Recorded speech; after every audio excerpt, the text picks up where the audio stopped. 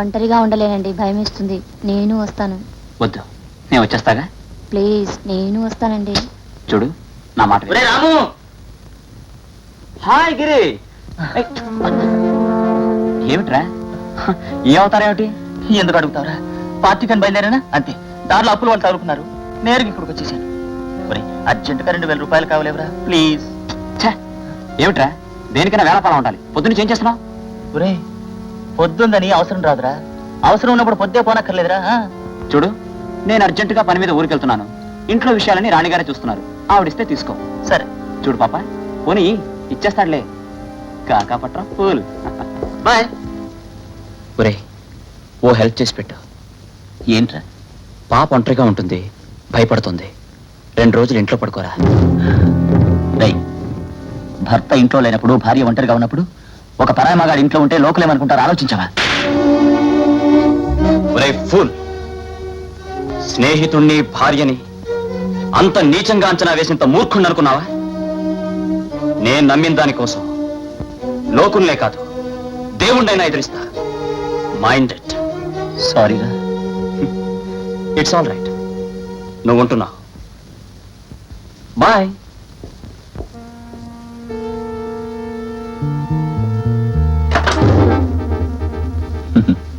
చూసావా, మీ ఆయనకి నేనంటే ఎంత నమ్మకం. చచ్చినా అపార్థం చేసుకోడు. ఇంకా నువ్వెందుకు భయపడతావు?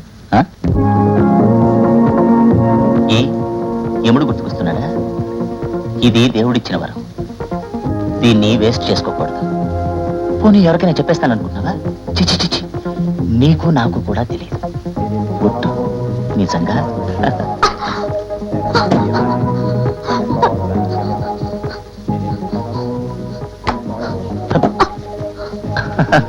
ఇదిగో ఆకలిస్తా, అన్నం పెట్టమ్మా. ఏమ్మా అలా నిలబడ్డావే? రమ్మంటుంటే. అన్నం పెట్టమ్మా ప్లీజ్.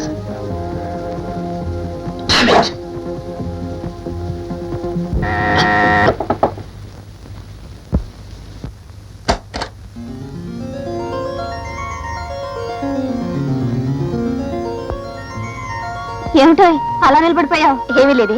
ఇదేనా రావడం? అవునోయ్. అరే రే, ఏడుస్తున్నాడేమిటి? ఏటన్నా నీ పేరేంటి? సుదర్శనాచార్యులు. చాలా బాగుంది. ఇదిగో ఈ పేపర్ చదువు. చూడమ్మ చూడు, ఈ బొమ్మ చూడు. చదవరా చదవరా నాయన ఆచార్యులు, చదవరా. అబ్బబ్బబ్బబ్బబ్బా, నా ప్రాణం తీయకరా, చదవరా. ఆ దేవుడే పంపించినట్టు వచ్చావే. దేవుడు పంపించలేదమ్మా, ఆయన ఊరు వెళ్తానంటే తగుదనమ్మా, నేను బయలుదేరాను. ఇదిగో దీన్ని తీసుకొని ఎరా. ఈ ఊరు వచ్చావా? హోటల్స్ లో రూమ్లు ఎక్కడా దొరకలేదు. ఈలోగా నువ్వు గుర్తొచ్చి ఆయన రూమ్ వెతకమని పంపించి నిన్ను చూడడానికని ఇక్కడికి వచ్చాను. అరగంటలో అశోక హోటల్కి రమ్మన్నారు. 10 నిమిషాలు అయ్యేపోయింది. ఎరా, నా దగ్గరికి వెళ్దావా? వెళ్దాంలే. పడుకో. అప్పుడే వెళ్ళిపోతున్నావా? ఈ ఒక్కరోజైనా ఉండవు? అమ్మో, ఆయన కంగారు పడతారే. అసలు అడ్రస్ కూడా ఇవ్వలేదు. అరగంటలో అశోక హోటల్కి వచ్చేస్తానని చెప్పాను.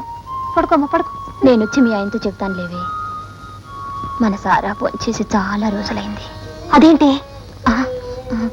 మనిద్దరం కలిసి భోంచేసి చాలా రోజులవుతుంది. కలిసి భోంచేద్దాం, కాదనకు ప్లీజ్. సర్లే పద. అవును, నీ ఎక్స్ కనపడరే? ఊరెళ్ళారు. ఊరంటే గుర్తుకొచ్చింది, మా ఆయన రేపు క్యాంప్కి వెళ్తున్నారు. గది తీసుకొని సామాన్ సర్దుకోవాలి, ఆయనకి సామాన్ సర్దాలి. అందులో ఏ పక్కన లేకపోతే మా ఎక్స్ కాస్త నిద్ర పట్టదే. నీ వెళ్తానే. ఏవే, ఈ రాత్రికి నా దగ్గరే పడుకోవు. ఆయనకి నేను వచ్చేస్తానని చెప్పానే. నేను వచ్చి మీ ఆయనకు క్షమాపణలు చెప్పుకుంటానే. అమ్మో, ఆయనకు అసలే కోపం ఎక్కువ. ఈసారి వచ్చినప్పుడు వారం రోజులు ఉంటాను. ఈ రోజు ఇంకా రేపటికి మిగులుతుందన్న నమ్మకం నాలో ఎప్పుడో పోయింది. నా మాట కాదనకే. ఏమిటి? ఏమైంది చెప్పవే, ఏమైంది? ఏడోకే, ఊరుకోమని చెప్పాను కదా. నేను ఇక్కడ పడుకోవాలి అంతే కదా. సర్లే, నేను పడుకుంటానులే. ఊరుకోమన్నా. జో అచ్యుతానంద జో జో ముకుంద. పడుకోమా, పడుకో. మర్చిపోయాను, కొంచెం నీళ్లు తీసుకొచ్చి పెట్టవే. రాత్రికాడు దాహమిస్తుంది. నువ్వు రావే. నేనా? చూడు, జుట్టు పట్టుకు ఎలా పడుకున్నాడు. లేస్తే కయ్యమంటాడు. నువ్వు వెళ్ళి తెచ్చి పెట్టవే. సరే, నేనే తెస్తాలే. ఎలా పడుకున్నాడు చూడు. గదవ లక్షణాలు వీడును, అన్నీ ఎక్స్ లక్షణాలే. పీత కష్టాలు పీతవి.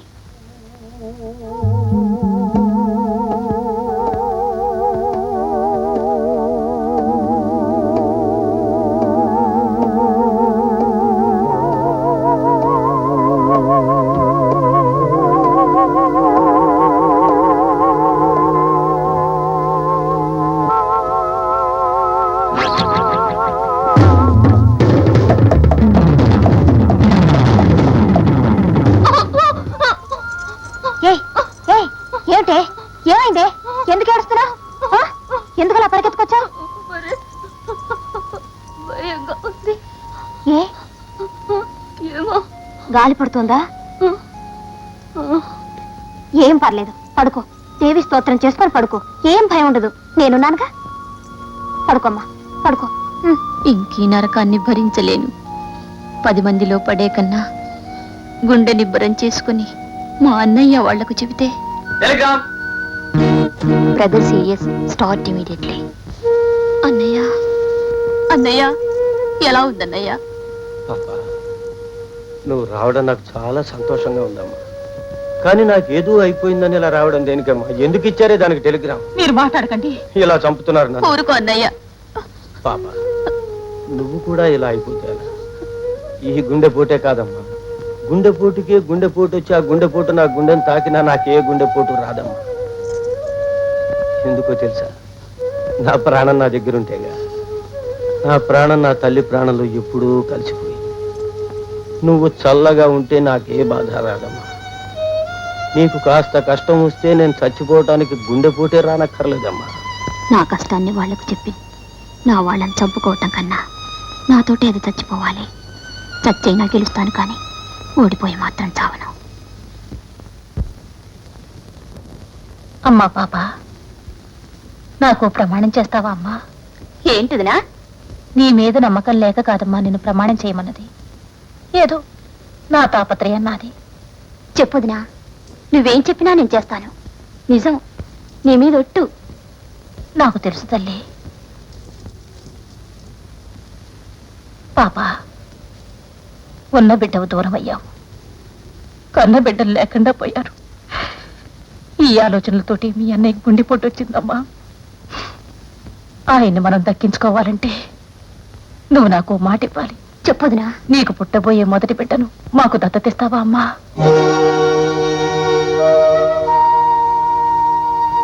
ఏమిటమ్మా సంకోచిస్తున్నావు? అబ్బాయి ఒప్పుకోడనా? అబ్బాయి కాళ్ల మీద పడినా సరే తప్పకుండా ఒప్పిస్తాను. అది కాదు వదినా. పోనీ నీకేమైనా అభ్యంతరమా? పుడితే అలాగే ఇస్తాను వదినా. నేను నమ్ముకున్న దేవుడు నిజమైతే త్వరలో నీ కడుపు పండుతుందమ్మా. దేవుడే తలుచుకుంటే తప్పకుండా ఇస్తాను వదినా. పాపా, ఇక్కడేం చేస్తున్నారు? బయలుదేరండి, బయలుదేరండి, బయలుదేరండి. అయ్యో, మీరు కొండెక్కొచ్చేసారేమిటండి? అసలు నా మాట లెక్కలేదు. నువ్వు నోరుమై ముందు. అంటే నీ ఉద్దేశంలో నేను ఇంట్లోనే పడి ఉండాలనా? నన్ను లెక్క నుంచి తీసేసావన్నమాట. నీతో తర్వాత మాట్లాడతాను, అక్కడే ఉండు. బాబా, బయలుదేరు, బయలుదేరు, బయలుదేరు, బయలుదేరు. ఏమిటన్నయ్యా? మీ ఆయన టెలిగ్రామ్ ఇచ్చాడమ్మా. బయలుదేరు, బయలుదేరు, బయలుదేరు. పర్వాలేదన్నయ్యా, నువ్వు కుదుట పడ్డాకనే నేను వెళ్తాను. నాకు కుదురుగా లేదనే అభిప్రాయం నువ్వు కుదురుగా ఏర్పరచుకొని కుదురుగా ఎక్కడే ఉంటే అక్కడ మీ ఆయన కుదురుపోతుంది, దాంతో నా కుదురుపోతుంది, ఆ పైన నీ కుదురుపోతుంది. కనుక నా మాట కుదురుగా విని కుదురుగా బయలుదేరితే కుదురుగా ఉంటుందమ్మా.